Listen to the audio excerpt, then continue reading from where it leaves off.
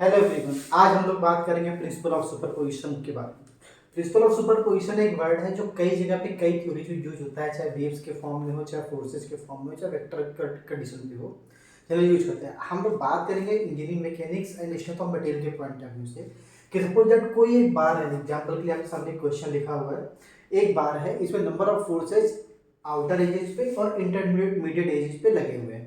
तो अब हमें इसमें नहीं पता कि एग्जैक्टली किस पोर्शन पे कौन से फोर्स लगी। जैसे सपोज दैट ये बार है, इस बार पे 80 का और 20 का भी फोर्स लगा हुआ है। इस बार की बात करें तो 20 और 10 का भी फोर्स लगा हुआ है। इस बार की बात करें तो 50 एंड 80 का। तो जो स्टेप्ड बार है इसमें नंबर ऑफ स्टेप्स हो सकते हैं, नंबर ऑफ पार्ट्स हो सकते हैं, और नंबर ऑफ पार्ट्स में जो फोर्सेज हैं उनकी वजह से चेंज इन लेंथ आपका आता है। उसको लेकर के क्वेश्चन एग्जाम में अक्सर आ जाता है, गेट के एग्जाम में आता है, कॉम्पिटिशन एग्जाम्स में आते हैं और सब्जेक्टिव एग्जाम्स में आते हैं। तो उसको हमें सॉल्व करना होता है। तो उसके लिए पहले बेसिक हम प्रिंसिपल ऑफ सुपरपोजिशन का बेसिक समझते हैं। तो ध्यान समझिएगा क्या कहना है प्रिंसिपल ऑफ सुपरपोजिशन का, कि कुछ पॉइंट्स पहले आप याद रखिएगा। पहला पॉइंट कि ये बात करता है केवल और केवल एक्सियल लोड की, एक्सियल लोड्स की।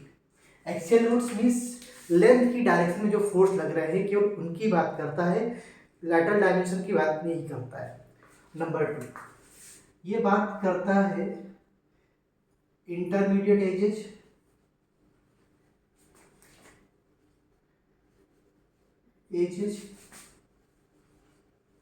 And outer edges. Intermediate edge मतलब कि जैसे दो बार है, सपोज दैट ये आपका एक बार सिस्टम है। मैं एक बार इस ब्लू पोर्शन को एक बार का पोर्शन मान लीजिए, इसको एक वाइट मान लीजिए, मैं इस पर और जोड़ दूँ तो ये जो पोर्शन है ये इंटरमीडिएट एज कहलाएगी और एक ये पोर्शन की आउटर एजेस कहलाएंगी। तो इंटरमीडिएट एज की बात कर रहा है, इंक्लाइंड फोर्स की बात नहीं कर रहा है, किसी भी तरीके से थर्मल एक्सपेंशन की बात नहीं कर रहा है, किसी और भी एडिशनल फोर्स की बात नहीं कर रहा है। ये सिंपल फोर्सेज जो है मेंबर पे इंटरमीडिएट एजेस या फिर आउटर एजेस पे लग रहे हैं तो हम बात करते हैं।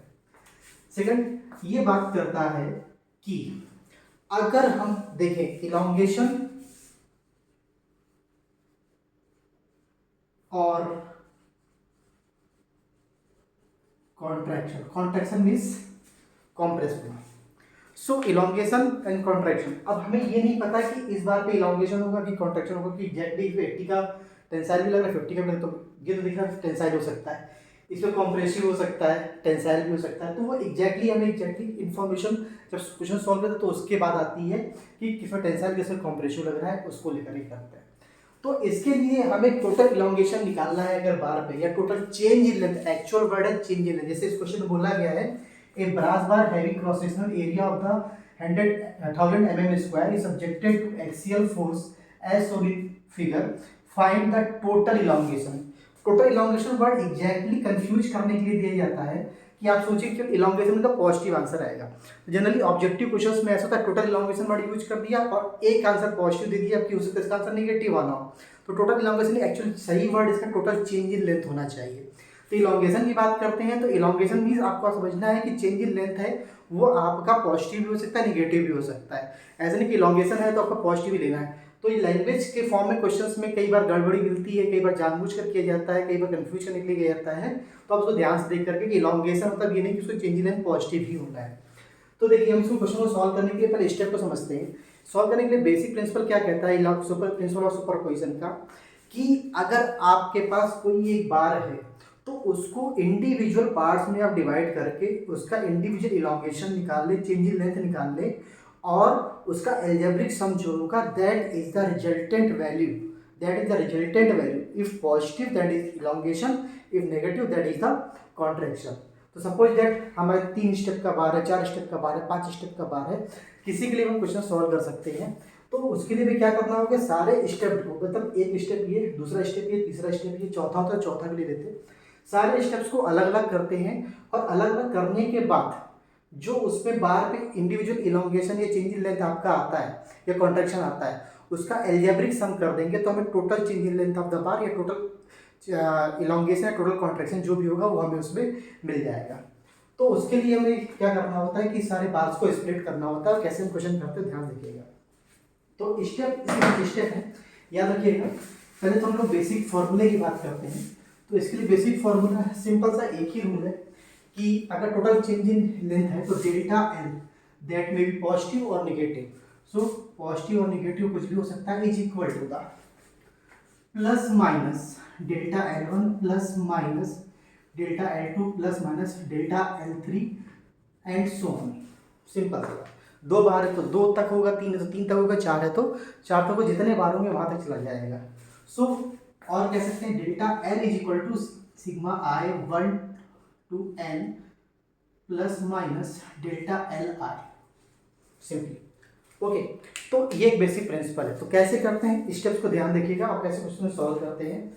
हमें एग्जाम में क्या करना होगा, समय भी बचाना है, कैलकुलेशन जितने ज़्यादा हम करेंगे उतने ज़्यादा एरर भी हो सकते हैं, तो नंबर ऑफ स्टेप्स को भी हमें मिनिमाइज करना है, ऑप्टिमम लेवल पे चल के चलना है। तो देखिए ध्यान से कैसे करते हैं। सबसे पहले हमारा काम क्या है, स्टेप वन,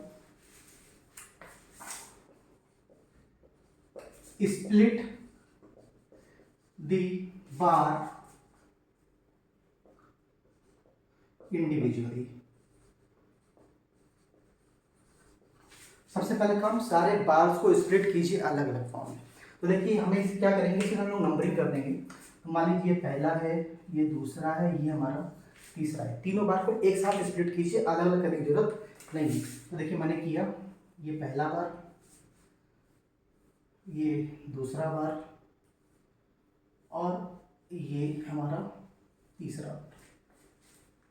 पहला काम हमारा हो गया, सीधे से स्प्लिट कर देना और नेमिंग जरूर कर दीजिएगा, 1 2 एंड 3। नाउ अब इसके बाद हमारा दूसरा स्टेप क्या है कि केवल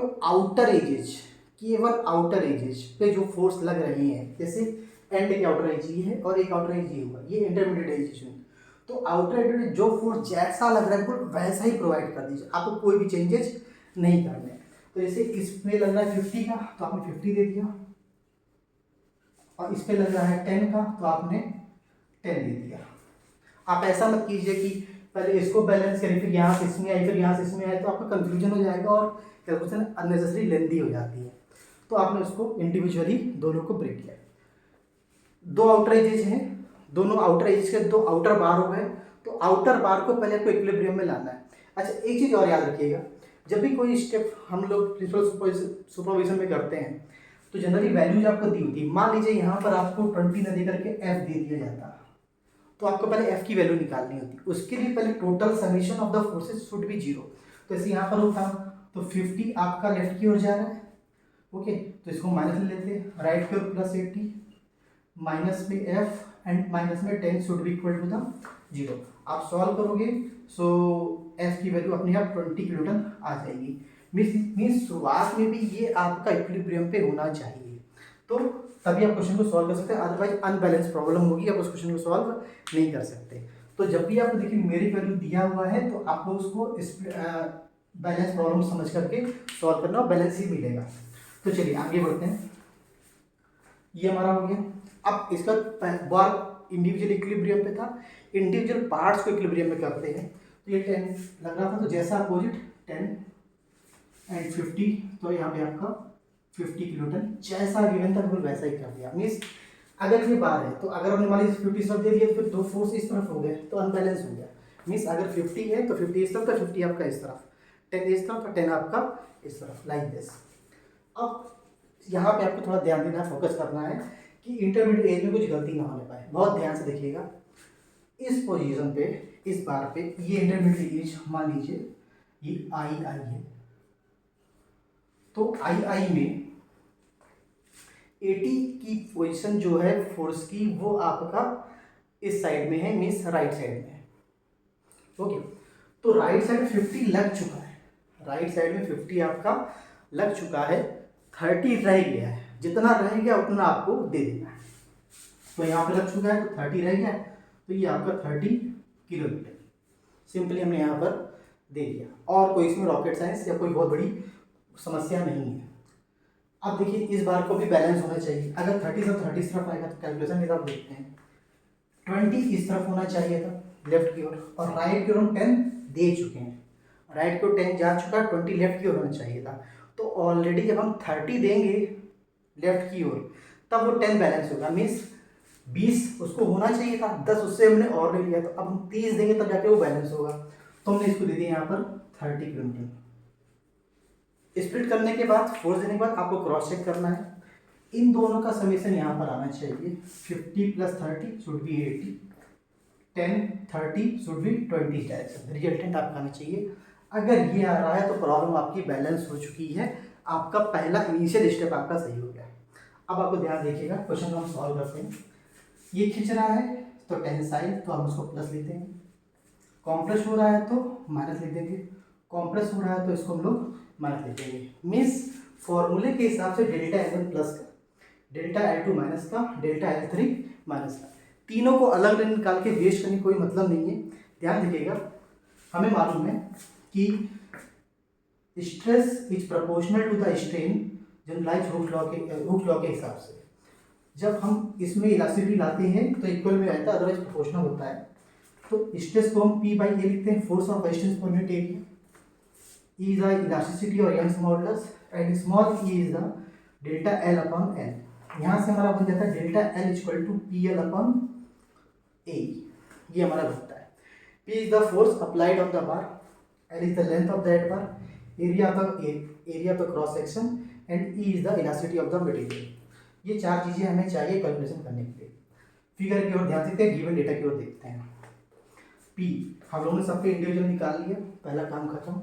लेंथ सबकी 6, जैसे 0.6 मीटर यानी 600 दिया है, 1 मीटर यानी कि आपका 1000 mm दिया है, 1.2 मीटर यानी कि 1200 mm दिया है। ओके, तो हमारे पास लेंथ का हो गया। एरिया, एरिया क्रॉस सेक्शनल होता है। आपको देखिए जब भी क्वेश्चन मिलेगा तो आपको ये साइड व्यू दिखता है या फ्रंट व्यू आप कह सकते हैं अपनी तरफ से, साइड व्यू एक्चुअली है, और फ्रंट व्यू आपका इधर से होता है। तो क्रॉस सेक्शनल एरिया आपका ये है। दिस माइट बी सर्कुलर, एक स्क्वायर हो सकता है, हॉलो हो सकता है, रेक्टेंगुलर हो सकता है, ट्रायंगुलर हो सकता है, किसी भी शेप का हो सकता है। क्वेश्चन में ध्यान से पढ़िए क्या बोला गया है। ओके, जैसे इस क्वेश्चन में बोला गया है कि a brass bar having cross sectional area of 1000 mm square, area already given है। तो आपका स्क्वायर भी हो सकता है, रेक्टेंगल भी हो सकता है, कुछ भी हो सकता है। तो आपको ए डायरेक्टली दिया हुआ है। यहाँ पे आपको डायमीटर दे सकता था, हॉलो बोल सकता था, टेपर हो सकता था, उसके हिसाब से आपको सॉल्व करना है। इस लोकेशन पे एरिया आपको डायरेक्टली गिवन है, तो आपकी समस्या यहाँ पे आधी खत्म हो गई कि डायरेक्टली आपको ए दिया हुआ है। तो ए आपको दिया हुआ है, ई जो है आपका यहाँ पर दिया हुआ है प्लस गीगामीटर पर मीटर स्क्वायर में। ओके, तो आपकी सारी क्वांटिटी दी हुई है, बस आपको डेल्टा एल निकालना है, टोटल फाइनल समीशन। आप देखिए ध्यान से, पहली चीज़ क्या कीजिएगा, याद रखिएगा, आपको सारे क्वेश्चंस न्यूटन mm में लेके सॉल्व करने हैं, यानी फोर्स को न्यूटन में और लेंथ को mm में। ऐसा नहीं कि आप किसी को मीटर में ले, किसी को किलोटन में ले, किसी को गीगा न्यूटन में ले, ऐसा कुछ भी नहीं करना है। चलिए आगे बात करते हैं, इस क्वेश्चन को कंप्लीट करते हैं। सो फॉर्मूले के हिसाब से अब हमारी कंडीशन बनेगी, delta L is equal to the delta L1 plus का है minus delta L2 minus delta L3। Okay, now delta L1 P1 L1 upon A1 E1, हम शुरुआत में 1 के लिए हम 1 यूज कर रहे हैं, minus P2 L2 upon A2 E2 minus P3 L3 upon A3 E3। Okay, अब देखिए ध्यान से, पूरा मटेरियल के लिए एरिया कांस्टेंट दिया हुआ है, तो हम ए को कॉमन ले सकते हैं, समय बराबर हो गया। बट मटेरियल के लिए ई को कांस्टेंट दिया तो ई को भी हम बाहर ले सकते हैं। हमें बार बार इंडिविजुअल करने की क्या जरूरत है, हम जब एक बार पूरा सॉल्व कर सकते हैं। तो देखिए हमारा यहाँ से कंडीशन बनेगी P1 L1 minus P2 L2 minus P3 L3 divided by A, क्योंकि एरिया से वो कांस्टेंट है, ई उसका भी कांस्टेंट है, तो हम ए और ई को कांस्टेंट एज्यूम कर लेते हैं और वो यूज कर लेंगे। ए के लिए 1000 mm स्क्वायर में ऑलरेडी दिया हुआ है, कोई चीज़ की जरूरत नहीं है। ई की बात करते हैं, ई देखिएगा 100 गीगा बोला है तो 10⁹ न्यूटन में हो गया।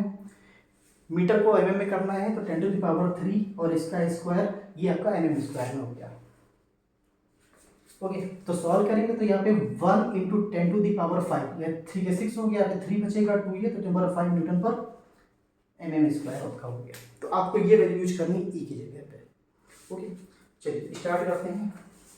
Delta L1 is equal to 1 upon, मैं इसको पहले लिख ले रहा हूँ, ए 1000 ध्यान रहे एरिया आपको डायरेक्टली गिवन है, आपको कोई भी डायमीटर फॉर्म में नहीं चेंज करना है कि आप फिर पहले एक बार पाई बाई 4 डी स्क्वायर कर फिर डी में करें, क्वेश्चन आपका गलत हो जाएगा। आप याद रखिएगा डायरेक्टली गिवन है एरिया और पूरे बार के लिए एक ही कांस्टेंट एरिया दिया हुआ है।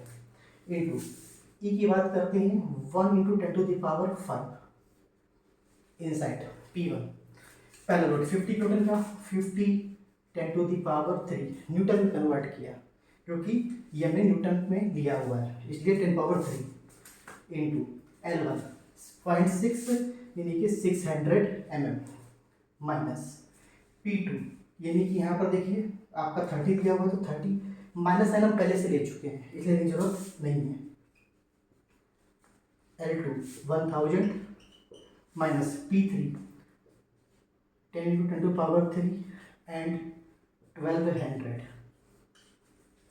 बस सिंपल इसको सॉल्व करना है आपको करना है, तो आई होप कैलकुलेशन तो आप कर ही सकते हो।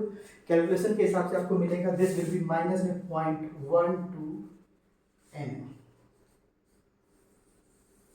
This is minus point means negative sign क्या इसको करना है, this should be contraction. Okay, तो की पॉइंट्स क्या क्या हैं। पहली बात आपको देखना है कि क्या मटेरियल सेम है तो ई आपको सेम दिया हो तो आपको ई एक साथ ले लेना है, बाद में इंडिविजुअल करने की जरूरत नहीं है। एरिया में ध्यान से देखिएगा डायमीटर दिया हुआ है, कुछ लोग क्या करते हैं एरिया लेते हैं 0.6 इंटू दिस, ये ले लेते हैं और ये मतलब जो आपको दिख रहा है वो एरिया लेते हैं, नहीं आपको इस डायग्राम देखिएगा आपको दिख रहा है यहाँ से ये और ये ऐसा नहीं लेना, आपको लेना है क्रॉस सेक्शन एरिया जो गिवन है यहाँ पर, वो आपको डायमीटर के फॉर्म में 5 लिखा हो तो डायमीटर में दिया हुआ है, स्क्वायर लिखा होगा तो आपको क्वेश्चन में वैल्यू मेंशन की गई होगी, हॉलो दिया गया होगा तो मेंशन किया गया होगा, तो वहाँ पर आपकी एरर होती है।